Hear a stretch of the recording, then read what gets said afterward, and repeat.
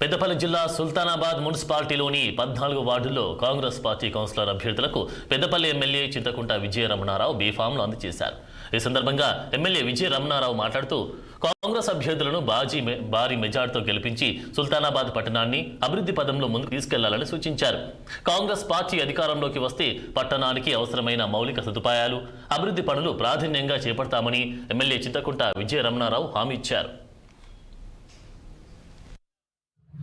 14 వార్డులకు సంబంధించినటువంటి కాంగ్రెస్ పార్టీ అభ్యర్థులను ప్రకటించడం జరుగుతుంది. ఇప్పటికే నామినేషన్ల ప్రక్రియ పూర్తి అయిపోయింది. మన నిర్ణయం ద్వారా స్క్రూటినీ కూడా జరుగుతూ ఉంది. అంటే ఎల్లుండి రేపు లేదు, ఎల్లుండి విడ్రాస్ కూడా 3 గంటల వరకు ఎలక్షన్ అధికారులు టైం ఇవ్వడం జరిగింది. మరి సుల్తానాబాద్ సంబంధించి ఇప్పటికే చాలా అభివృద్ధి కార్యక్రమాలు చేశారు. గత 2 సంవత్సరాల నుండి దాదాపు 20 కోట్ల వరకు మనం టెండర్లు తీసుకోవడం జరిగింది. వాళ్ళు కూడా అంతటా సిసి రోడ్లు కానీ, తర్వాత రాజీవ్ రహదారి నుండి పూసాగా వెళ్ళేటువంటి రోడ్ ఏదైతే ఉందో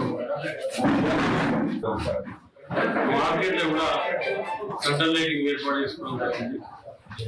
దాంతో పాటు ఇవాళ అంబేద్కర్ స్టాచ్యూ నుండి గట్టెపల్లి రోడ్ వరకు 7.5 కోట్లతోని road, divider, central lighting, 2 islands ఇవి కూడా మనం ఏర్పాటు చేసుకోబోతా ఉన్నాం.